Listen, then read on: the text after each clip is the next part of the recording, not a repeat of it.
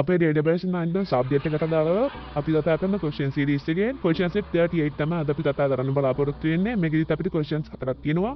මේ හතර අපිට බලා ගන්න වෙන්නේ views remove කරන එක සම්බන්ධව අපි ඊළඟ බලමු මේ දෙන ප්‍රශ්න හතරට කොහොමද අපි උත්තර ටික හදාගන්නේ කියලා.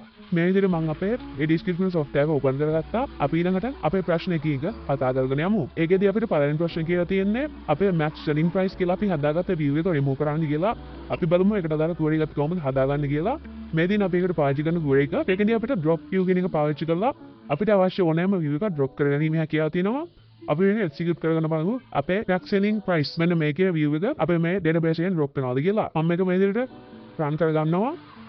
මේ විදිහට run කරගෙන මම මේක refresh කරලා පස්සේ ඔයගොල්ලන්ට බලා ගන්න පුළුවන් මෙතනදී අපේ max selling price කියන view එක මෙතනින් drop වෙලා ඉන්න තියෙනවා. ඊළඟට අපිට දෙවෙනි query එකෙන් කියලා තියෙන්නේ අපේ barter products කියලා අපි හදාගත්ත view එක මෙතනින් drop කරගන්න කියලා. අපි ඊළඟ බලමු ඒක කොහොමද drop කරගන්න කියලා. ඒකත් අපිට කලින් වගේම drop view කියලා මේ විදිහට අපේ view එකේ name එක දෙන්න පුළුවන්. අපි ඊළඟට බලමු ඒක execute කරගෙන දැන් execute කරගෙන මම මේක මෙතනින් refresh කරගන්නවා. මේ refresh කරලා පස්සේ ඔයගොල්ලන්ට බලා ගන්න පුළුවන් මෙතනදී අපේ barter products කියන view එක මෙතනින් අපේ database එකෙන් අයින් කරලා තියෙනවා. ඒ විදිහටම තුන්වෙනි ප්‍රශ්නෙන් අපිට කියන තියෙන්නේ අපේ කුරුණෑගල users කියන view එක drop කරගන්න කියලා.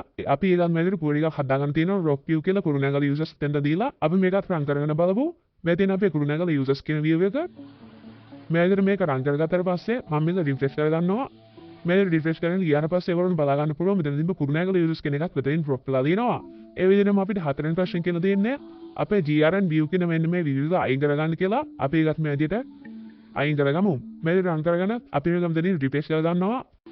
මේ refresh කරගත්තාට පස්සේ අපේ GRN view කියන table එක මෙතනින් අයින් කරලා තියෙනවා ඔයගොල්ලන්ට බලා ගන්න පුළුවන්.